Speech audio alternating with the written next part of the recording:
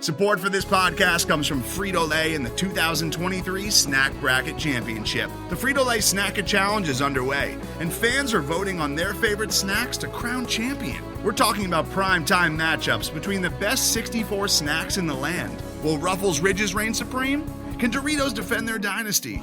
Or will Smart Food use their smarts for a surprise upset? Only you can decide. Get in on all the action for a chance to win up to $1,000 or a year's worth of snacks.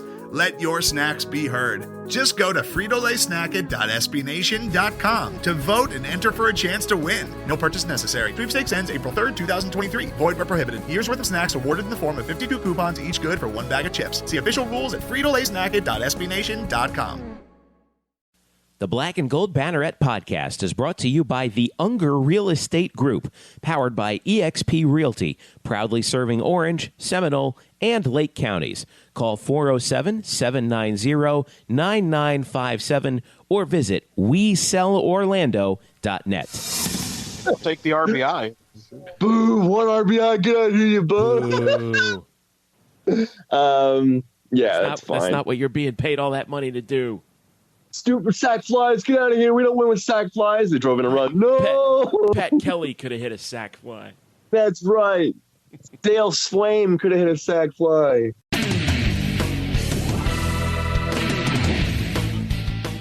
What's going on, Night fans? Welcome to the Black and Gold Banneret Podcast. Jeff Sharon, Eric Lopez, Brian Murphy with you here, and busy sports night tonight, boys. We usually record these things on Wednesday nights, and get it up by Thursday morning.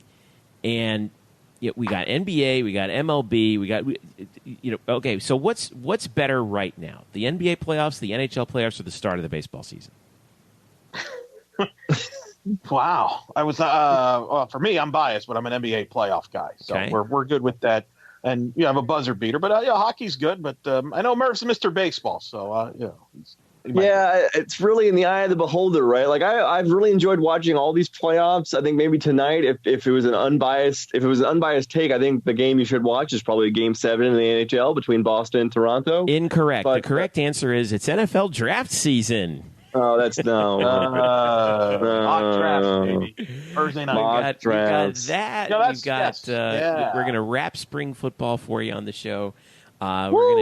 We're gonna mash the panic button on baseball and softball a little bit later. Well, actually, we want to announce this. Me and Murph came to this agreement with Sam Unger, our friend.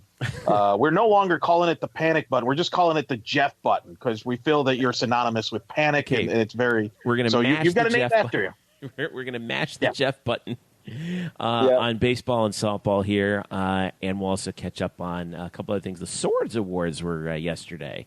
So that was kind of cool. We'll catch up on golf. That'll be fun. Murph, you'll miss this tradition. This is the traditional episode where Jeff breaks down the Sword Awards and he explains to me what the heck that means. No. What that means is, you know what the Swords Awards mean? It means that the Bannies are right around the corner. That's what that means. So, we got to get our nominees straight for all that. Anyway, remember you can hit us up at blackandgoldbanneret.com. You can reach us on Facebook at facebook.com/blackandgoldbanneret and on Twitter at UCF_Banneret. You can also follow us individually. Brian is at Spokes_Murphy. Eric is at Eric Lopez Elo. I'm at Jeff_Sharon. And if you don't already, make sure you subscribe to this podcast on Google Play, iTunes, SoundCloud, Stitcher, and tune in. Tell your friends, leave a rating, all that kind of business. But we got plenty to talk about here, and we will start with the NFL draft. You're most likely listening to this on Thursday. The NFL draft starts Thursday, April 26th, goes through Friday and Saturday. Round 1 Thursday, rounds 2 and 3 on Friday, and then they finish up rounds 4, 5, 6, and 7 on Saturday. And, we've written about it. I've written a bunch of previews on the NFL draft stuff on blackandgoldbanneret.com. We're just going to preview it for right now and talk real quick about the players who we think are going to go where they're going to go. So, obviously, we're the 4 most likely players to go. Well, actually, I would say the 3 most likely players to go at this point. Mike Hughes for UCF, the defensive back and kick returner. Shaquem Griffin, obviously, and Traquan Smith, possibly Jordan Akins as well, possibly Jemias Pittman, possibly Aaron Evans. We'll see about that. We'll see about that as the draft goes far. But let's first talk about Mike Hughes, who is most likely going to be taken in the first round. Might go late second, depending on how things go. But 1 year, and there he is already a top. Thinking he's going to be a top pick. And Murph, I'll start with you. So, the best situation. What's the best case for Hughes? And what's the worst case for Hughes right now? The way it's looking is the best case that he works his way into the. I mean, he's. I guess you could say stays in the first round. If you follow the mock draft process and sort of how this whole thing operates, his stock for most of this season has fluctuated between a top 10 pick, because I think Peter Schrager had him at number 8 to the Bears, and then all the way back to like 31. And I think at this point, getting that late first round pick tomorrow or Thursday would actually be his best case scenario, because a lot of teams have questions and concerns about Mike Hughes, dating back to his days in North Carolina, where he was accused of sexual assault. So he is now dropping probably into the second round. His worst case scenario is that he drops to the end of the second round. Most likely that's his range. His best case scenario is into the first. By the way, a quick timeout point of order. He wasn't charged, from what I saw, with sexual assault. He was charged with misdemeanor assault with a deadly weapon. No, and I hope I didn't say charged. I said accused. Oh, he was accused of sexual assault at North Carolina, and then yes, he was charged with misdemeanor assault, which was later dropped. Okay. This is 2015. This is pre-UCF days, but obviously, when you've got 1,600 executives combing through every player's profile, you're going to find this stuff. People are going to have questions, and so yeah. Yeah, I was going to say. By the way, did you see that? There's a story on Deadspin today that they took somebody leaked the whiteboard in the ESPN sort of production room, and they mentioned Mike Hughes as one of the guys with, quote, character issues, end quote. Interestingly enough, they also listed Baker Mayfield in there. Which he did get arrested. I mean, look, if you get in trouble, any issues you have off the field, even if it's clear, the NFL is going to nitpick. They're going to nitpick it to the nth degree. So I would not be surprised if Mike Hughes actually does not get drafted till the second round. A lot of it, though, it's it depends on how this draft goes. How many teams quarterbacks go early, for example, like how many trades happen, who slips through the cracks. That's why it's hard to predict. So. I could see, for example, him going as early as to the Raiders, possibly. I could see John Gruden reaching for him there, or I could see him dropping to late first round. Maybe somebody trades up to get him in the late first round. Maybe the Patriots get him with one of their last picks. But at the same time, I could see him drop to the second round. It's not like he set the world on fire in his combine or his pro day and stuff like that. There's not. I agree with Murph. I've gotten that same sense. I could see him dropping out of the first round if things goes a certain way. I'm seeing a lot of Patriots popping up here, so I just thought that was interesting. Let's move over to Traquan Smith, who he's kind of a little bit harder to gauge. I think I've seen the word sleeper associated with him a lot in some of the stuff I've been reading. By the way, I've written about all these guys individually, giving you a little breakdown of them on blackandgoldbanneret.com. Mark Lindquist of Roto World has him going in the fourth round, so that would be like early day 3. What I'm having a hard time figuring out is what kind of receiver is he? Is he a bona fide deep threat? Is he more of a slot guy? What exactly is he to an NFL offense? I think they're going to look at him early on as sort of like, well, here's a guy who led the nation in plus 20-yard catches, 20-plus-yard catches. So let's see if we can make him sort of a deep threat. I really think because of his physicality and how well he can block and how well he can sort of go up, in traffic and high point balls. He's more of like a physical interior receiver, like big body possession guy, but he does have that speed where he can take the top off the defense. So I would like to see him play more out of the slot, but I think more teams are going to put him out wide and see if they can get his speed out. Yeah, that's what I thought he would be, as more of a slot guy, because he's fast but not mind-blowingly fast. He ran a 4.49 40, but again, he's not overly big. He's not a 6'3", 6'4", basketball player type guy. He's listed at 6'1", 200. Go ahead, Eric. What do you think? Well, here's the thing that's got in his favor is I think he's a really good route runner. And Todd McShay made this point. If you look at the trend the last couple of years in the NFL draft, guys that have been drafted early have not been productive because teams have been looking for the athlete, how fast the guy is, how great, all this stuff. Like, for example, who was the best of the rookie class last year? Who's the best two receivers, at least production-wise last year? It was Juju Schuster. Yeah. Juju and Cooper Smith-Schuster, Kupp. yeah, and Cooper Yeah, Kupp. Cooper Kupp, definitely. Two guys that were not drafted early because they weren't the most athletic guys and they weren't fast. But what they were is they were the best route runners of that group, and they got a head start. Whereas other guys like the kid that Cincinnati took from Washington, he's more of a speedster. He struggled. He didn't get on the field. So if Traquan can Yeah. Thank you. I knew you would be on top of that. So I think Traquan, by the way, CBS Sports has him going to the Titans in the 5th round. I think Traquan's a round 4, round 5 guy. I think Tennessee makes sense. I think the Jaguars makes a lot of sense. Remember, they kind of need receivers. I know they got some young guys, but they let, Alan Hearns is gone. They haven't really replaced him, in my opinion. I mean, I could see them taking a receiver that late.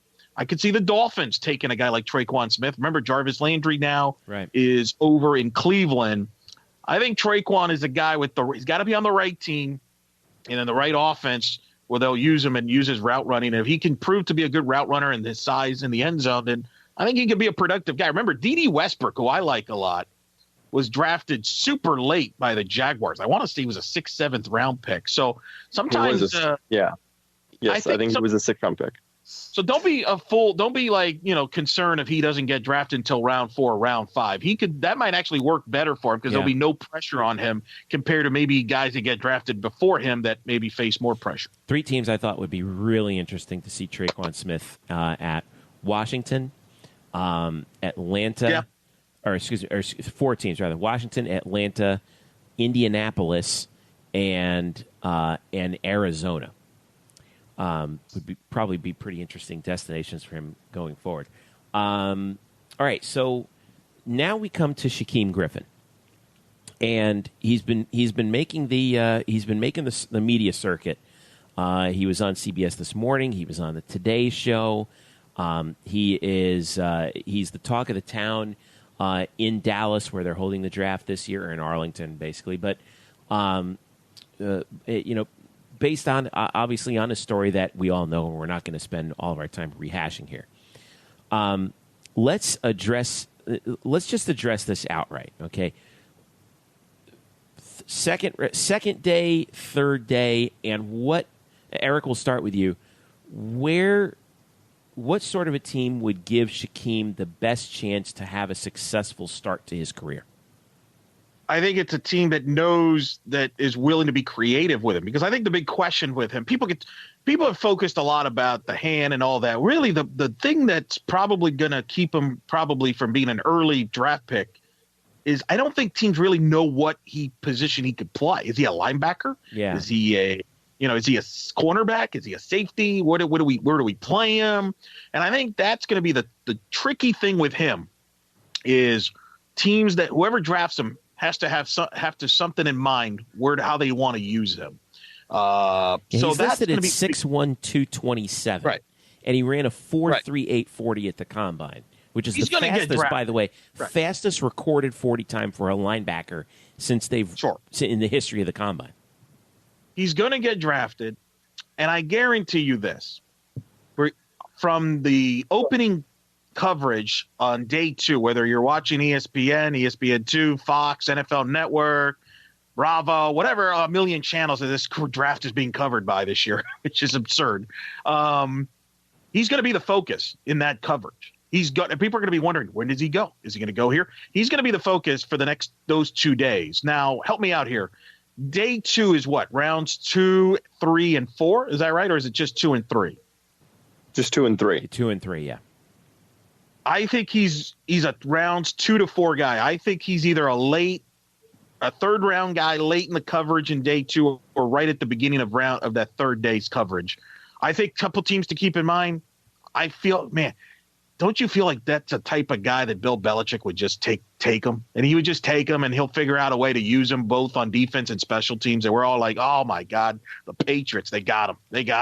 And we're going to have like this conflicting emotions about, wow, it's great for him. Oh, we got to root for the Patriots now. Oh, I'm actually, even though the attention is good attention, I actually don't think the Patriots would be the right place for him, because I don't think Belichick wants a guy who gets any media attention, regardless of how positive or negative it is. Yeah, but no, I don't think that comes in. I think that's different than, say, a Tim Tebow that got a lot of attention for a guy who couldn't play. This guy can play. Yeah, there's no question about that. And I think Rob Gronkowski as we've seen, brings a lot of attention, and I think Bill kind of tolerates it. So, and I don't think the national media is just going to follow him every single step of the way. I think that Bill will control, but I think that's one spot. By the way, CBS Sports has him going round 4, pick 105 to the Chicago Bears. But to me, that's the big question. I'll defer to you both. What position is he in the NFL is going to be the question. And I think the team that has an idea how to use him and has a role for him will determine that. Like, I think he's more of a linebacker that can cover some guys. Don't you agree with that? I think it depends on which scheme you're running. I think if you're running a 4-3, I would be tempted to move him to strong safety, and have him kind of sneak up into the box a bunch of times. On the other hand, if I'm running a 3-4, with his pass rushing ability, I would want him on the outside. I'd want him at that weak side linebacker position in a 3-4. Where he can either rush the passer off the edge, or he can, take a tight end or even a slower slot receiver. What do you think, Brian?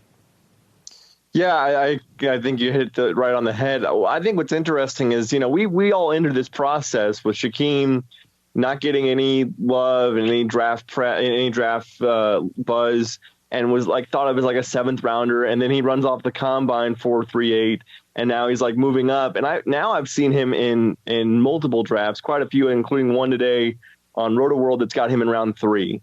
And yeah. I think at the end of that second day, I think you're going to see a team take him at the end of that second day, at the end of round 3. I don't think he'll fall into the third day of the draft. Okay. I think and again, I know they want to talk about scheme and fit and position, but he's also gonna he also brings buzz to your team. People want to watch him now because everybody knows who he is. Right. And I think that's important. So I think he's going to be a guy like the back end of the third round that you could see a team take him, and he'll be fine. He'll be there in Dallas, and he's already said it doesn't matter to him how long he has to wait. He will be crying when his name is heard, and I think it'll be the end of Friday. I just hope that whatever it is, that everyone, including himself, that they don't look at this as sort of the end goal, that this is actually the beginning for him.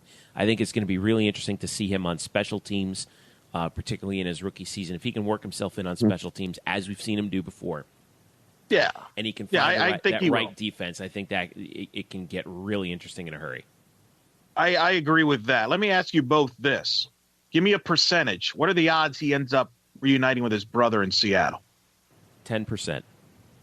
I want to go higher. I'd say it's between 30 and 40%, especially at the end of once a team has had a chance to make 2 or 3 picks. I think Seattle's going to maybe delegate that third pick to probably taking him at the end of wherever they are in the third round. Or I don't know exactly where their third round picks are, but I think they would. They look at that. I've also seen the Packers, Lions, and Jaguars interested in him. So those are a couple other teams to be associated to look out for there. I agree. In fact, on a previous episode here on the Banneret, we had Zach Goodall, who covers the Jaguars, and he was the one that broke the story that the Jags had talked to Shaquem Griffin and liked him a lot. And the question is, could they figure out a role for him? And the Jags would fit that because they like to move guys around. Yeah. In their lineups there. So that's not a crazy prediction there with the Jaguars as far as a possible landing spot. Yep. Speed. And the Jaguars do have the 4th to last pick in the 3rd round. Oh, actually, it's because of compensatory picks. It's a little earlier than that, but still 93rd overall. You could definitely see that, or you could see him in the Patriots at 95. Interesting. Yeah. Okay. I like where you're going with that, Murph. I think I'm going to sign off on that with you on that. Right. Can I correct one thing? I did have D.D. Westbrook as a 6th rounder. He's a 4th rounder. It's a little thing that I just want to correct. Okay. Gotcha. All right. I know that you were going to get lambasted on Twitter for not correcting that. So hashtag facts. Hashtag facts, Jeffrey. Fake news. Jordan Akins. Jordan, I think, is an actually interesting case. Eric, you talked about how Shaquem is kind of a tweener between is he a safety, is he a linebacker? Jordan Akins is the quintessential tweener. Is he a tight end? Is he a wide receiver? He played both at UCF. He's 26 years old. He's tall, 6'3", a little heavy at 249 to be a wide receiver, a little light to be a tight end. I think he still needs to work on the blocking a little bit. He has that knee injury from 2015 that's got people concerned. Again, I've seen him in Roto World. They've got him going in the 7th round, almost Mr. Irrelevant at number 252 overall to the Bengals. The Bengals have expressed interest in him. Are we thinking Jordan is going to go, or would he almost be better off going as a free agent? Oh, I think that's a great question because there are people that believe you're better off not being drafted than going in the 7th round. Because, at a certain point, right. Right, because you get to pick the spot. Like you get to go to you can pick your spot like you think it's a good situation for you. Whereas sometimes you might just get picked. A team just picks you, but it's not a good situation for you. So that's not that crazy of a thought there. Let's keep that in mind. If he doesn't get drafted, it's not the end of the world. For whatever it's worth, CBS has him going to the Chiefs with the 243rd pick, which I think makes a lot of sense. Because remember, you got Travis Kelce, who's a stud, the best tight end in football, arguably. I think wherever he goes, he's probably going to be at best a backup tight end. I don't see him as a receiver. I think teams will try to use him as a tight end. I think you nailed it, Jeff. He's got to improve his blocking. But I could see a team like the Chiefs with Andy Reid using him as a possible backup to Kelce. What about Dallas? I mean, Jason Witten's getting up there. I mean, he's a million years old. Could the Cowboys try to kind of reach for him to put him on the roster? Do a team like the Jaguars, for example, reach for him? The Dolphins. I think wherever he goes, if he gets drafted, he's going to have to fight to be the backup tight end.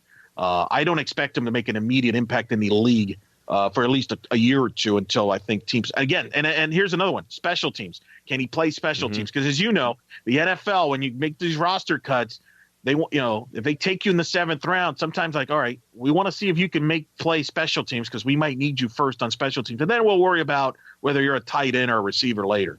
Brother Bry. Yeah, I think we all know that it would be a shock if he's off the board before round 7. He's either a round 7 or he's a free agent. He's a free agent.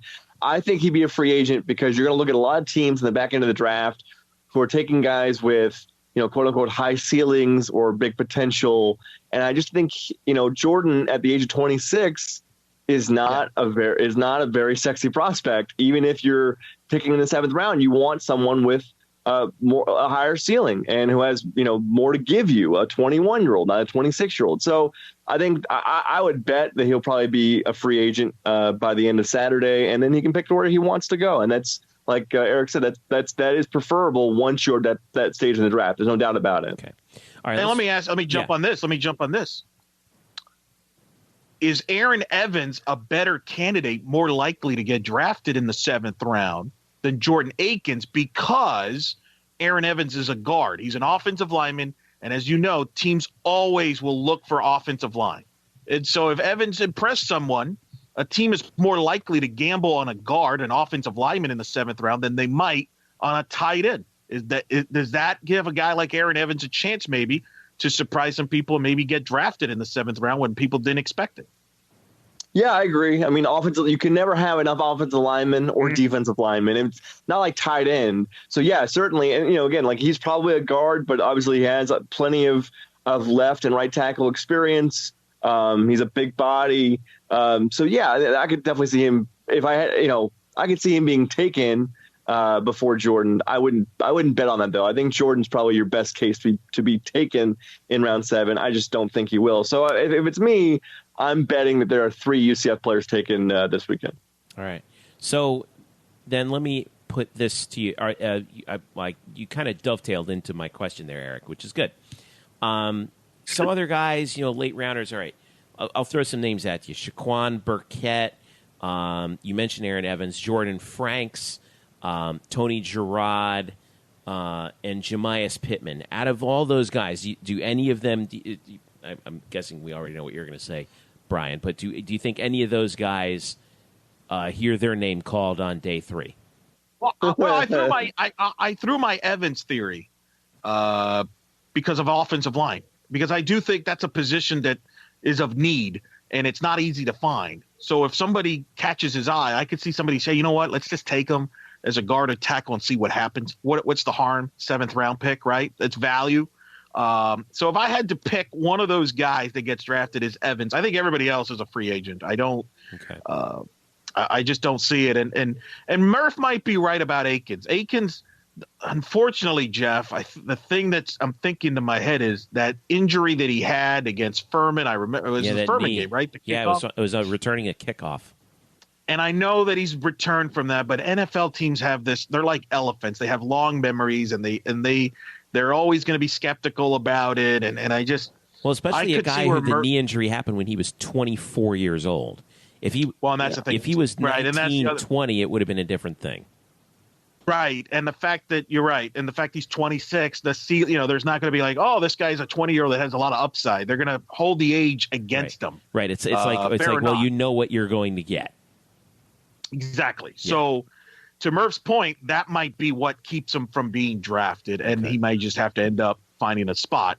The 7th round is such a crapshoot. It's just at that point did you impress somebody that says, you know what, I'm worth to take a gamble on this kid in the 7th round? I'll just go on a limb and say I think Evans has a shot because he's an offensive lineman, and I think teams always look for offensive linemen. I wouldn't be surprised if a team like a Green Bay, a Tampa Bay, heck, your beloved New York Giants, I mean, good Lord, they could use a number of offensive linemen. We could use just about everything, to be honest with you. I'm not. So, exactly. And as I continue to interrupt this podcast, according to NFL.com, the 5th highest UCF player, the 5th highest grade for an UCF player in this draft is actually Jemias Pittman, slightly ahead of Aaron Evans. Okay, well, that makes sense. I mean, Jemias, definitely a run stuffer at 6'1", 301, and Tony Gerard actually had he's even bigger height wise at 6'3". You got 2 big run stuffers in there that could possibly make some noise. Jordan Franks, I don't know what you're going to get from him, considering that he kind of played all over. During his time at UCF, I thought this was interesting. This is from Luke Saris at SB Nation, who mentioned that, he had a 4.61 40, and his time at UCF, he played linebacker, DB, wide receiver, and tight end. So he's projected as a tight end at 6'3", 232, but again, we don't know what we're going to get on that. And then I really would love to see Shaquan Burkett get a shot somewhere. 6'2", 229, the linebacker. We know his story as well. Had a pretty good pro day out there. So I don't know. We'll see. There's a lot of things. I will say though, this has been the best NFL draft stock for UCF coming out of UCF in a few years. So definitely worth paying attention all 3 days. It's funny, like when you look at UCF, you're like, okay, which days of the draft should we pay attention to? This is an all 3 day year. It could be. And I mean, it will be. It should be, right. I mean, I think let's make bold predictions here. Let's have some fun with this. All right, let's make predictions. Mike Hughes, first or second round? First. It's not bold to say second. It's going to be a second rounder. Okay. I'm going to go with Murph here. I think Murph talked me into this. I think the off the field stuff, fair or not, I think could drop him late first, early second round pick. Shaquem Griffin, where's he going? Third round. Yep. Third. All right, I'm with you guys. I like it. Third round pick there. Yeah. Traquan? Fourth, but he really should be higher, but I'm going to say fourth. I'm going to say third, too. I think he's one of the first picks. He's one of the first picks in the fourth round. I think there's a possibility, depending upon how the wide receiver how the wide receiver crop goes, he might get drafted ahead of Shaquem. Ooh. Yeah. That might happen. A little. I like that. You wanted some hot takery. I just gave you some hot takery. So there you go. I like that. That's what I'm talking about. Murph, you're going on record saying Akins doesn't get drafted. Yes. Jeff? 7th rounder. I'm going to stick with the 7th rounder, and I'm going to boldly say that I think one other guy will get drafted that nobody expects, and I'm going to stick with my guns here and go with Evans, although Pittman certainly could be that candidate, but I could see Evans getting taken in the 7th round as an offensive lineman just because of need, but Pittman, defensive lineman, could also be qualified under that category. But I'm going to say one of those two will get drafted. I think Evans will go too. In fact, I could see him going like even in the 6th. Guy that big. Oh my! That's no. Whoa! Wow! Whoa! Yeah. Whoa! No, a guy that big. Teams want offensive linemen. 6'4", 309. Man, sign me up. Okay. Murph is like right now wondering what you're drinking. Listen, don't ask me for hot takery and then slam me for the hot takery. Give me a break. I'm not. And I mean, excuse my initial reaction, but really, I mean, you could be right. I mean, all of this is a crapshoot. We all know this, so why not throw it out there and see what happens? Why the hell not? All right, so, all right, so that'll be the wrap on the NFL draft. We're scheduled first round tomorrow, Thursday. Thursday night. And it was to start 8:00. Yeah. Yeah. On a million channels. We'll go. Yeah. For some reason, that's the dumbest thing in the world. Just have it on the NFL Network and be done with it. No Twitter tipping. Say that 5 times fast. Yeah, we'll see about Twitter that. Tipping. Someone's going to start tipping stuff, but yeah. So by the way, here's the breakdown. The draft starts at 8:00. It'll be on ESPN on Thursday. That's the first round. You've got the college game day version if you want to watch that on the Deuce. So they got to break it down from a college football standpoint. You got Fox and NFL Network simulcasting their draft coverage on those respective channels. You can't get that many networks to cover the State of the Union, for crying out loud. I mean, the second round is at 7 on Friday, and then the third round, second round and third round start 7:00 Friday. 4th through 7th round start noon Saturday. So keep an eye on that. Fox will only do rounds 1 through 3. ESPN NFL Network will carry all 7 rounds. So, okay.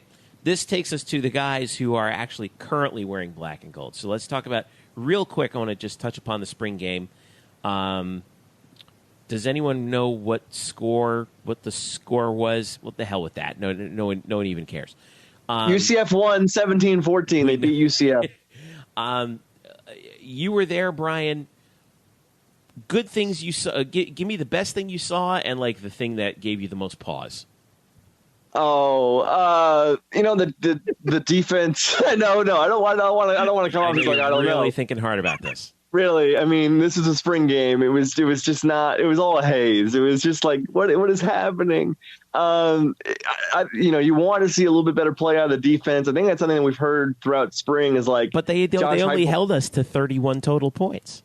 So okay, Jeffrey, there was a running clock starting with the first play of the second quarter. I'm just pointing it out. They want to get out of here. Get out of here. So yeah, I understand 31 points or whatever, but you didn't see anybody stand out terribly. I thought like there were a couple guys who did stand out. One, the guy who was was the star of the show, was running back Greg McCray. McCray looked great, shifty, and even though he's like not a big dude, he completely flattened Richie Grant on a run up the middle in like the third quarter. It was amazing. He was really Brandon Hellwig posted a great photo of that, by the way. Yeah, I saw it. It does. I mean, he just literally like just ran over him. And again, Greg is not like your like Jerome Bettis type back. He's pretty slight, but he carries some wallop. So that was fun to see. McKenzie threw an interception. So, let's bring in the backup or QB controversy or something. But I thought overall it was fine. I think you did see that Dredrick Snelson is probably the number one. If there's a guy who's a number one receiver, the first look for McKenzie out wide, it's probably Dredrick Snelson. But they got weapons. They got Gabe Davis and they got Marlon Williams, and they've messed around with Otis Anderson, teaching him wide receiver fundamentals this spring. So they got weapons, but we knew that this team's going to score a lot. I think the question is, are they going to be able to stop it a lot? Gee, I don't know. I haven't said that in like 5 months. Elo, I know you didn't take a look at it, but was there a concern that you had? No, because we're not going to learn anything about this team until I think the earliest September 15th. I mean, when they play North Carolina, because I think the first 2 games of the season are scrimmages for them. So, no, I look, they're going to be a talented team. I think Josh Heupel is going to be fine. I think the question will be, obviously, who replaces Shaquem Griffin? Who's going to be the leader on that defensive side of the ball? Will it be a guy like Jasinski? Will it be a guy like Trey Neal? Who's going to be who brings the intangibles that Shaquem Griffin did? I think those are questions. But again, I don't think you're going to learn that in the spring. It's a good roster. We won't know that until the season. That's why I always laugh about the spring games, because if I remember correctly, and I'm reminded of this because Chris Vanini of The Athletic wrote a story about Mackenzie Milton. Really good feature. I recommend it. And a year ago at this time, I think people are wondering, geez, is Mackenzie Milton even going to be a good quarterback? Okay. So, well, we answered that question. So that's my point. Like, you don't know. Like, things develop. Summer happens. Fall. I think fall ball. I'm more of a fall practice guy. I think you get more when they do a practice and scrimmages in the fall and get into game action than you do. Nobody ever says, wow, this spring looks really different. I mean, it might be for a couple kids that maybe feel like they're not going to be a part of the team and maybe they'll transfer. I'm not saying that's happening in UCF, but it's going to happen across the country. But let's be honest. The spring game is the most worthless sporting event in the entire country. I'm glad you clarified that by saying sporting event. All right. We'll get out of here with the spring game. Is it a good time? Is it a good time for us, Jeffrey, to now plug the article about the spring game you have on the site and the article that I'll have up on the site? Yes. If you do not think it's useless, you can hop over to blackandgoldbanneret.com. I've got a breakdown of the spring game. It was the top 4 questions that we wanted to get answered, and maybe we got some answers based on them.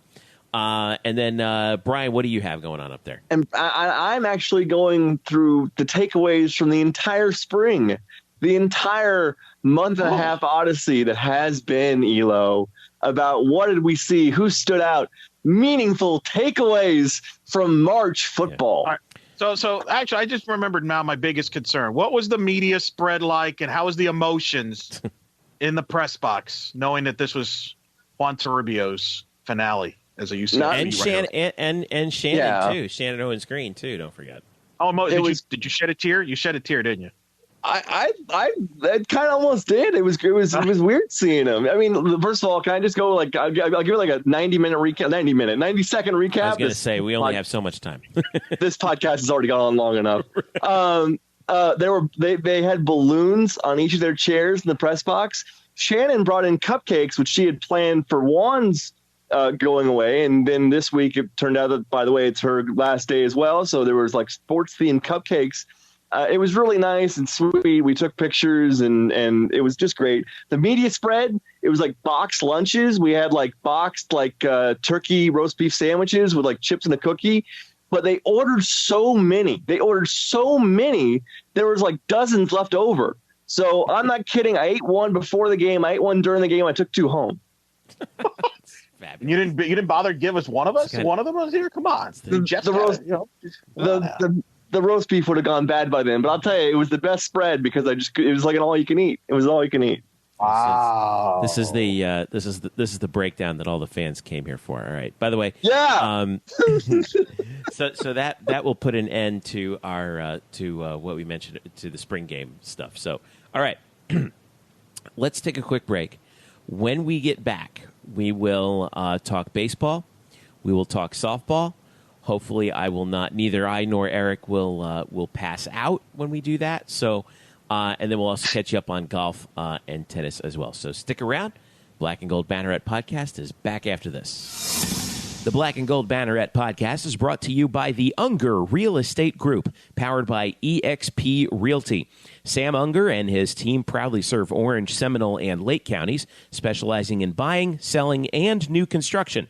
Sam is a proud UCF graduate, class of 2006, and he's such a dedicated Knight fan that right now, if you work with him as your realtor, he will donate a portion of his commission to the UCF Football Excellence Fund in your name. So if you're ready to buy a new home or sell your current home, upgrade or downsize, Sam and his team have you covered so you can find the right home at the right price in the right location.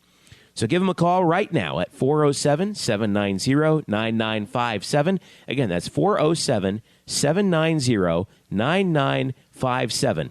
Or visit on the web at WeSellOrlando.net. Again, that's WeSellOrlando.net. You can also reach them on Facebook at facebook.com/WeSellOrlando. Get in touch with the Unger Real Estate Group today and make finding your dream home a reality. Hey, Knight Nation. Head volleyball coach Todd Dagenet here. And I'm Dr. Jocelyn Hunter from Aui Angel Wings. As many of you know, the UCF volleyball team will be competing in Puerto Rico this summer. However, there's far more to this trip than just competition. This past fall, my home country of Puerto Rico was devastated by two hurricanes. Basic needs such as food, water, and shelter continue to be a significant concern. This is where we are asking for your help. Now, Dr. Hunter's foundation landed the second airplane in Puerto Rico as the hurricanes were passing. They started to supply the island with basic needs and continue to do so several times a month. But there is one area of need where the students and the community of UCF can really assist in our efforts. We are excited to partner with the UCF community to begin a massive clothing drive to help my fellow Puerto Ricans in need. As this semester is ending, we're asking you to go through your clothing and donate any lightly used items to our collection efforts. Donation centers will be set up centrally in each dorm complex on campus. Simply drop off the items at the collection sites. The people of Puerto Rico will be extremely grateful for any donation. Please show them that Orlando's hometown team is there for them in this time of crisis. Knight Nation, after our historic year on the playing fields, let's show the country that we stand with our neighbors in our community and our neighbors in a desperate need on the island of Puerto Rico. Please donate your unwanted clothing as this semester is ending. Clean out your closet! Go Knights! Charge on! Hello, Knight Nation. I'm Andrew Fagley. And I'm Trace Trolko from Nightline. We know how it feels to accomplish 100 episodes. Nightline has been going strong since 2014. Congratulations on reaching the 100th episode milestone. And thanks for being a part of the UCF conversation. Be sure to check us out, too. Like us on Facebook and follow us on Twitter at UCF_Nightline. From the home of Nightline, Nightline Now, Nightline Extra, Nightline Overtime, and Nightline Postgame Live. Congrats! Go Knights! And charge on. And welcome back to the Black and Gold Banneret Podcast. Jeff Sharon, Eric Lopez, Brian Murphy with you here. UCF_Banneret on Twitter, Facebook.com/Black and Gold Banneret, and blackandgoldbanneret.com. All right, everybody, it's time for the moment you've all been waiting for as we discuss baseball and softball, and I am mashing the Jeff button. The big red panic button on my desk is just going off constantly. We need to come up with like a sound. You need to come up with like a drop every time. Just instead, announce it like a big sirens or something. Yeah, I've got that. Here, I've got it right here. Here it is. All right, so let's start with baseball. Who won 1-0 in the opener of the series at USF, and then lost the last two, 5-4 and 4-2. So. The baseball team right now, 27-14, but 6-6 in the conference. It's never good to lose to USF. It always hurts, no matter what sport it is. I don't care what you are. Now, I'm not saying that that's the reason I'm panicking. The reason why I'm panicking, Brian Murphy, bottom line is they're not even in the top half of the conference. What's going on here? No. Well, let's say this. That series against USF was a lot of fun. I mean, for who? 1-0. No, for both. For both. I understand you don't want to lose, but really a lot of good baseball there. 1-0 Friday game. Krief Fenfrock earns Pitcher of the Week honors in the American. Very much deserved. He has struck out 15 batters in his last 11 innings, and given up exactly one hit in that time. That's sort of like the story. That's sort of like the on-field story of the week is like, so what does this team do with Krief Fenfrock, with Sheridan's sort of mysterious fatigue and JJ Montgomery not being quite as dominant and as unhittable as it was early in the year? Like, do you just keep Fenfrock as sort of a midweek starter, or does he deserve a spot continuously in this weekend rotation? But that's a long conversation. Let's just start with this. This team is now, depending on what you look at, 2.5 or 3 games out of the conference standings. I apologize. For the record, they're 7-8. They're they are 7-8. And I figured out the reason why, by the way. On UCF's website, it doesn't list the USF games as conference games for some reason, so it didn't factor into. That's right. That's so weird. Yeah, I don't know why. I don't know why that happened, but heads up, yo. Anyway, go ahead. So they're 7-8. So they're 3 games out of the first place in the conference. Houston's 10-5. So at this point, it's going to be a tall hill, a steep hill to climb to sort of get back to where you were, which is winning the regular season conference championship, and then maybe you can pull up something in the postseason tournament. But really, this team is still got everything. Like, it still kind of controls its own destiny in terms of, like, does it want to reach the NCAA tournament?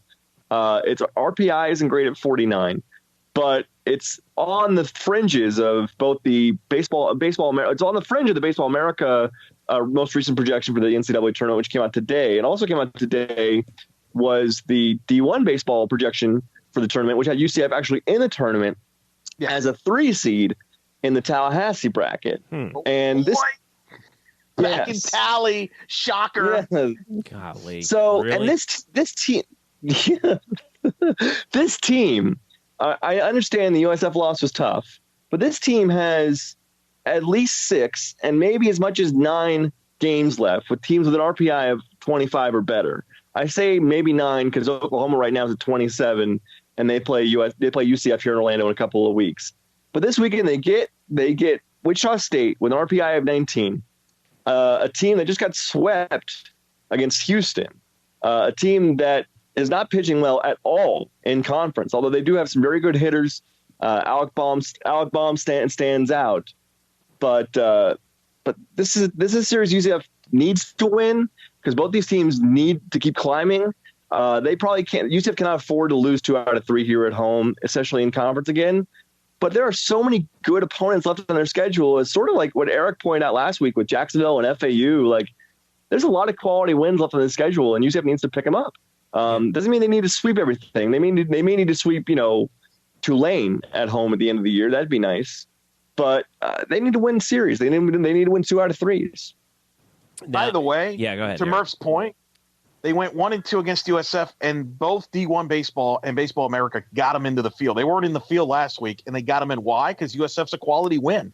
And that's the benefit when you play in a top 5 conference league, is you're going to play quality games, and you're going to have a chance to improve your resume. So I kind of agree with Murph. I don't think I'm going to press the Jeff button just yet because you have plenty of opportunities to get in. I do think the Wichita series is significant because if you lose that series now, all of a sudden it's like, boy, can this team get over the hump? Because I feel like, Murph, this has been the story since the opening weekend of the season when they beat Virginia. I remember they beat Virginia on opening night, and everybody was excited and everybody was thinking, but then they lost to Rice and Sanford. And so what looked like a promising weekend turned into 1-2. And that's kind of been the story, hasn't it, Murph?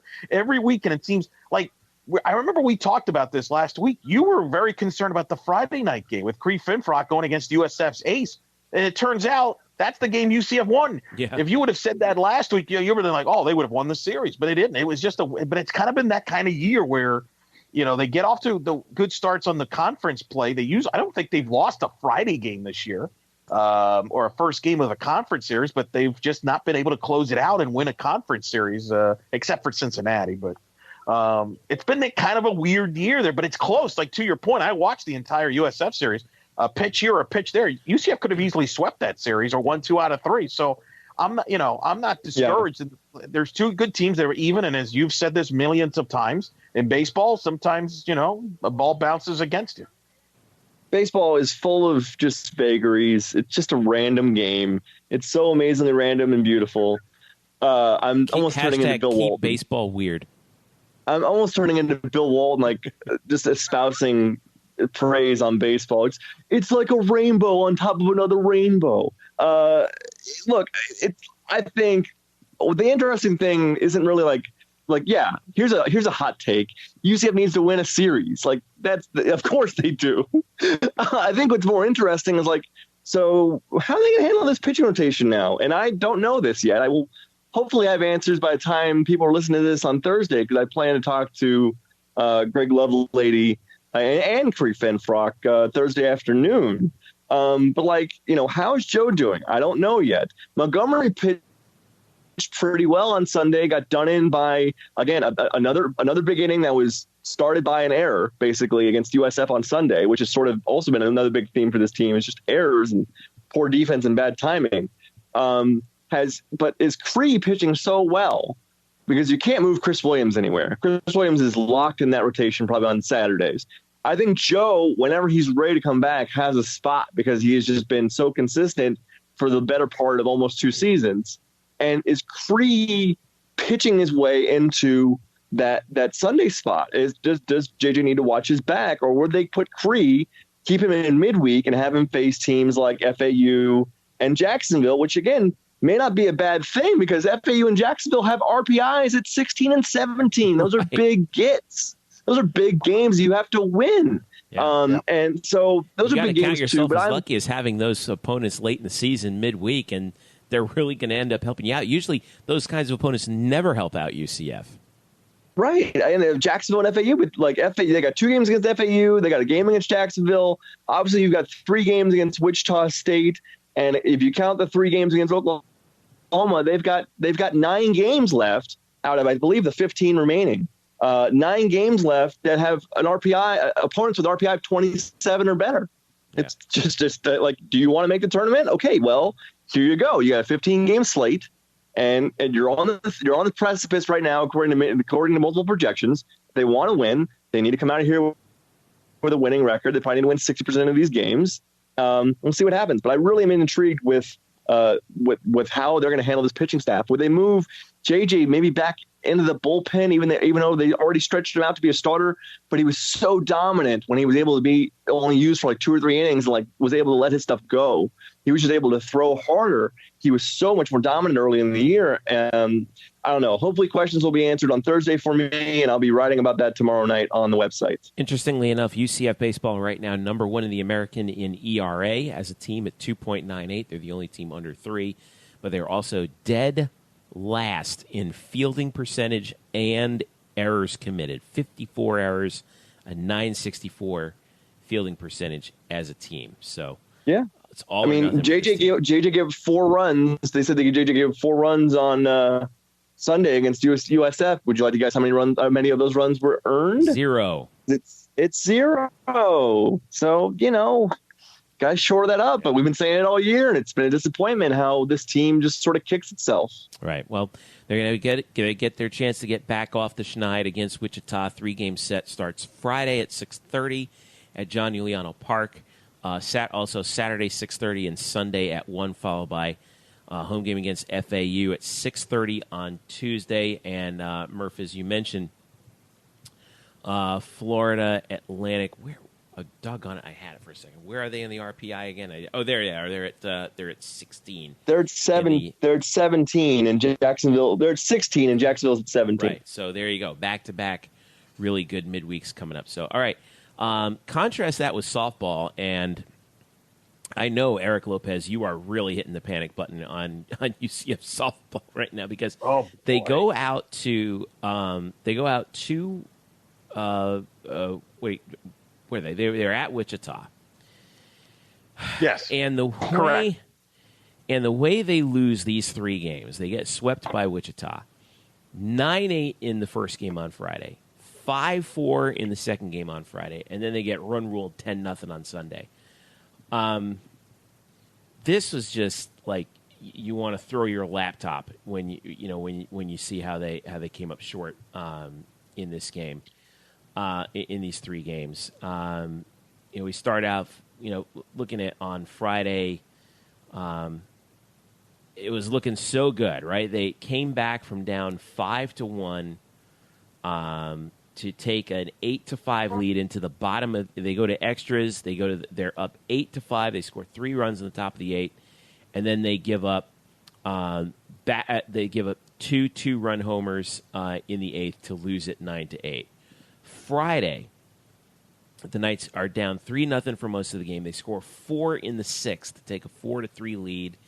And then they give up another walk-off home run to lose 5-4, and then in the game on on Sunday, they just got clobbered 10-0. I think Wichita had 5 runs in the 3rd. Yeah, that game was over in an hour and 32 minutes.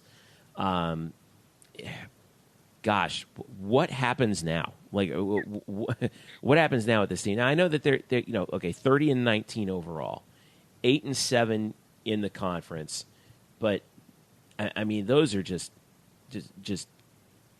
stab in the heart losses there. Yes, Jeffrey. Thanks, Jeff. Yes, thanks for stating the obvious. Yes, Murph. Yes, if you can tell, Murph. Yes, Jeff's the same one who was texting me right after the walk-up. Hey, do you believe this? Like, thanks there. I'm just really not in a good place to discuss this. Thank you, Jeff. I'm in a really emotional. Hey, do you believe that? Yeah, I saw it, Jeff. I saw it. Yeah, I mean, the doubleheader Friday, both walk-offs the same night, doubleheader. This is what I've called 11 years of softball, and I follow the program. I would say the Florida State 2015 regional in Tallahassee is probably the most gut-wrenching loss. They were 3 outs away from the winner, going to the regional final with both All-American pitchers ready to go. They lose it on a walk-off, crushing loss. I think back a 2014 American Conference title game in Houston against Louisville where they lose the game on a wild pitch. That's right up there. Regular season-wise, 2010, they played Florida in front of a sold-out crowd. Had a lead going to the 7th inning, only to see Florida come back and win. Those are some of the most painful losses. That Friday doubleheader in Wichita goes right up there. I mean, it's gut-wrenching of a losses that I can remember. And you described it. They fell behind early, came back, took the lead, and couldn't hold the lead. Now, we talked about this last week on the episode. One of the keys in this series, Wichita has the number 1 offense from a home run standpoint, power offense. Can they keep them in the park? Well, I can tell you that wind was blowing out in Wichita, and the strike zone was very tiny because umpires in softball are about as competent as, well, they're not competent, actually. It'd be an insult to call somebody competent an umpire. They're an embarrassment. Right. That's why the sport will never grow. But that's beyond the point. They couldn't keep him, the ball in the park. I mean, Wichita hit him with home runs, the two-run homers.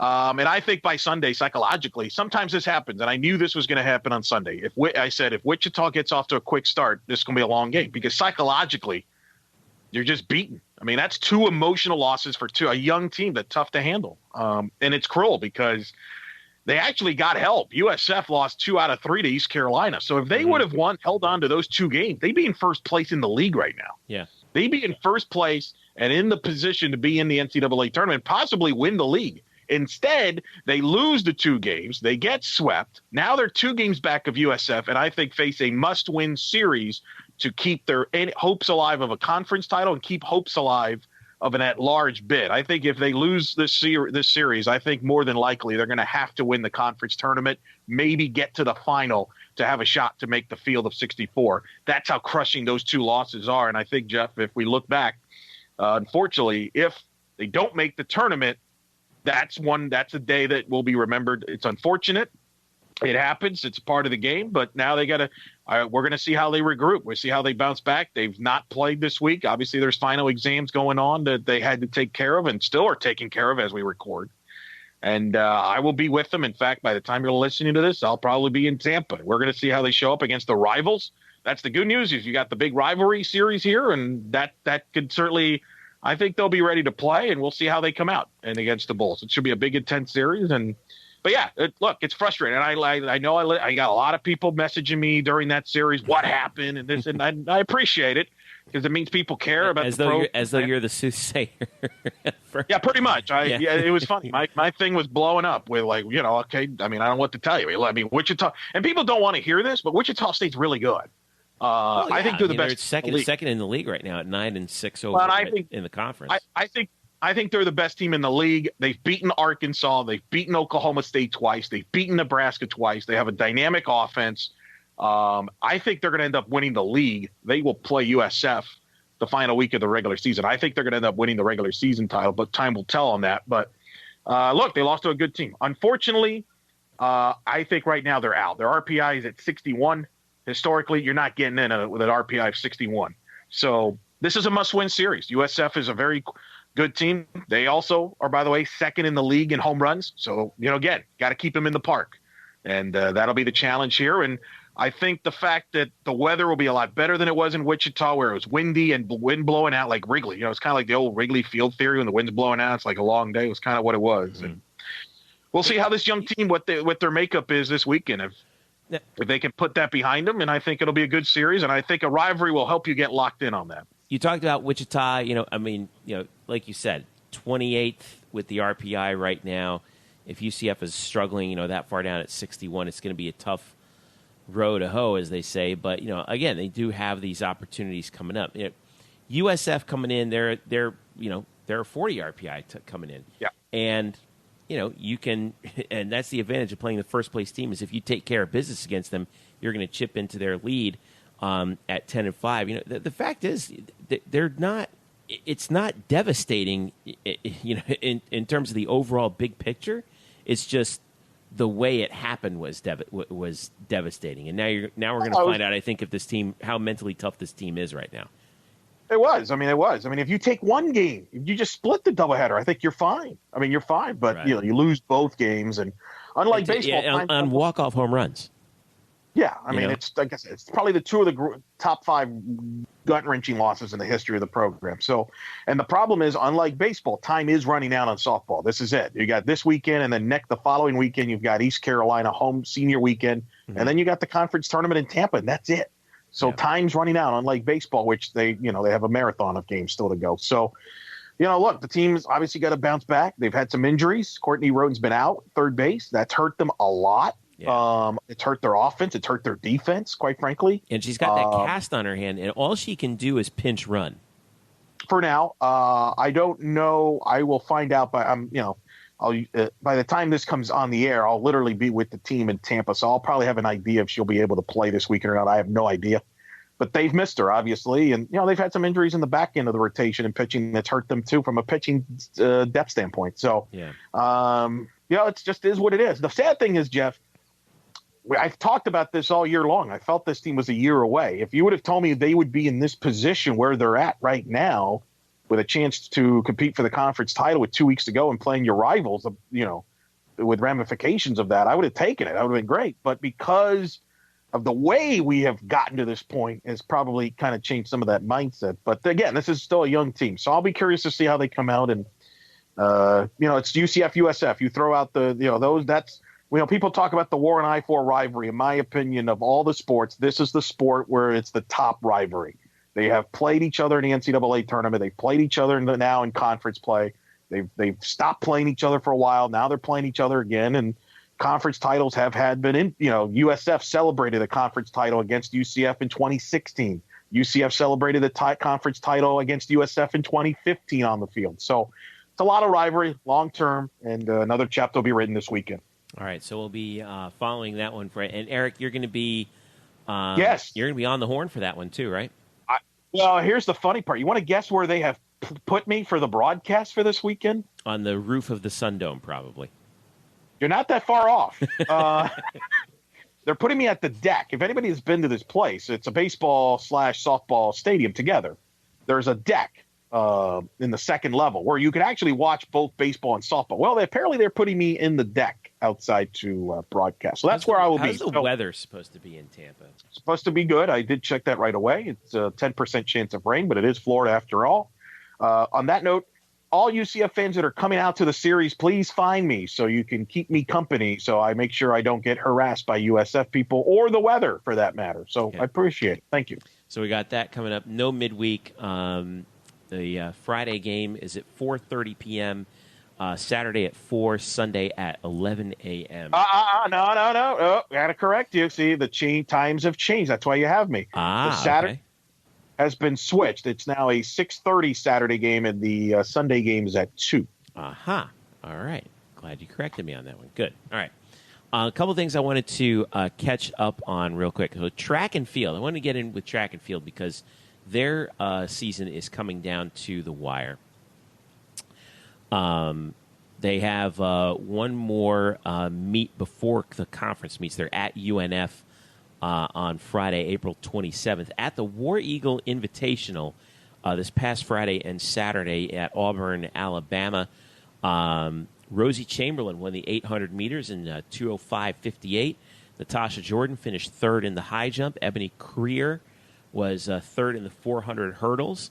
So wanted to give congratulations out to some of those track and field athletes and the relatively limited opportunities that they get to strut their stuff with only so many meets. So job well done by them. Women's tennis and men's tennis both lost in the semifinals of the American Athletic Conference tournament. Men's lost to Tulane 4-2 after beating Tulsa in the first round.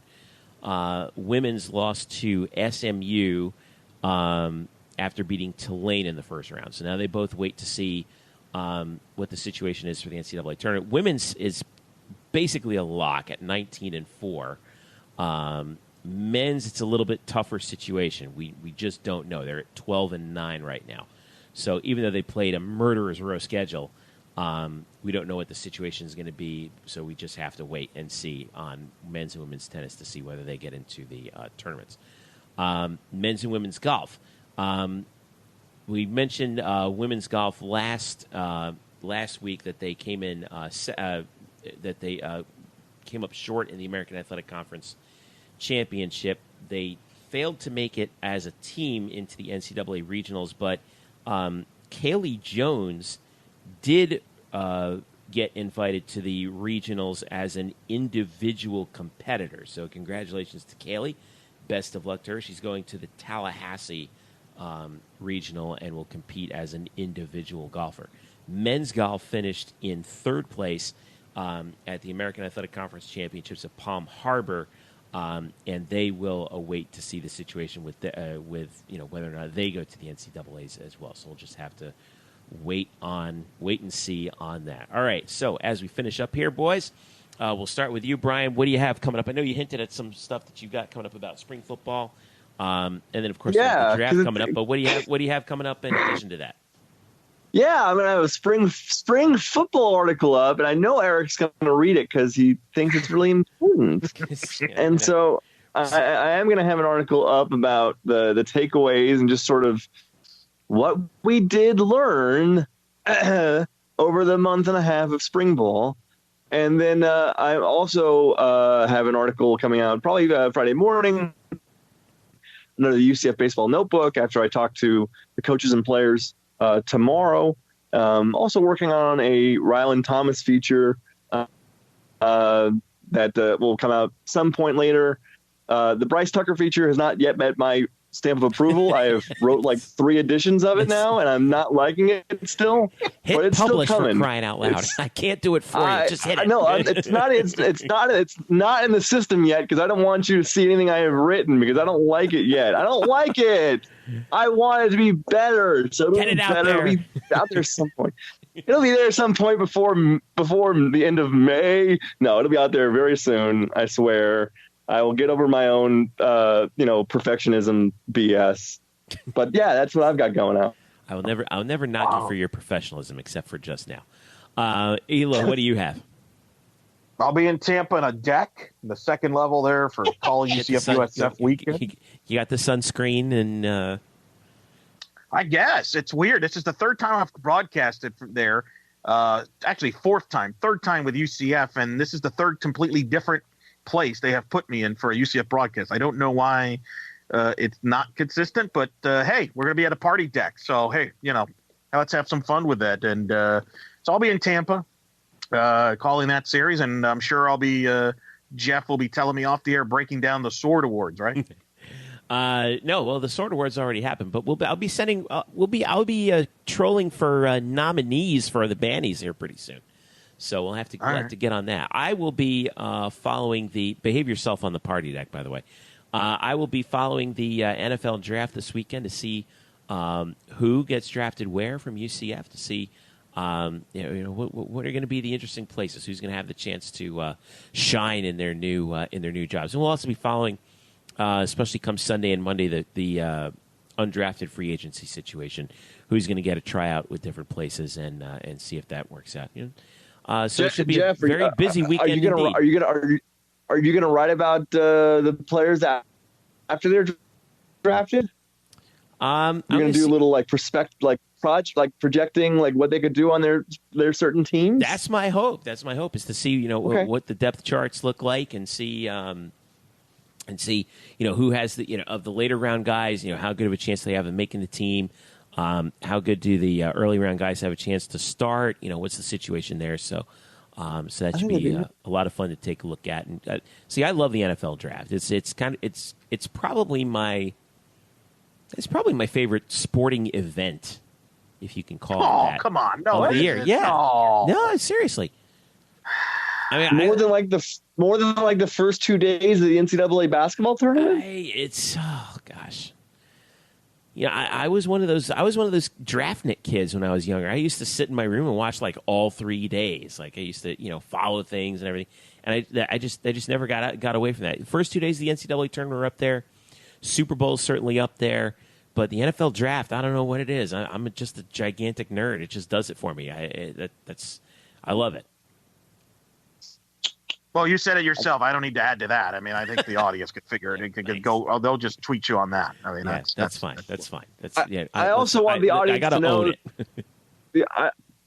I also want the audience to know the reason why I brought up asking Jeff whether he'd write about the players after they're drafted is I really want to ask him on air and make sure he'd do it, so I didn't have to. There you go. So look at that. You just got it. You just got an insight into our story meetings here at blackandgoldbanneret.com. Exactly. Live on the podcast. All right, let's put a bow on this thing. So remember, you can hit us up at blackandgoldbanneret.com. Right. You can follow us at facebook.com/blackandgoldbanneret. And you can also follow us on Twitter at UCF_Banneret. You can follow me at Jeff_Sharon. You can follow Eric at Eric Lopezila. I'll be tweeting from the Donaldson deck up at USF Softball Stadium, folks. Come on out. Say hello. And Brian Murphy. And Brian Murphy is at Real Donald Trump. Yeah. Is that? I think that's me. That's me. I got 40 million followers. Kanye, me are tight. Spokes_Murphy, I think, is the actual Twitter handle. And of course, you can subscribe and rate our podcast. Please do so. Subscribe, rate, and share. We are on Google Play, Apple Podcasts, SoundCloud, Stitcher, and TuneIn. Guys, thanks again. I'll talk to you soon. Yes, Jeffrey. All right. See you from the deck, guys. All right. Enjoy. Bring your sunscreen. That'll do it for us. This has been the Black and Gold Banneret Podcast. We'll catch up with you again next week.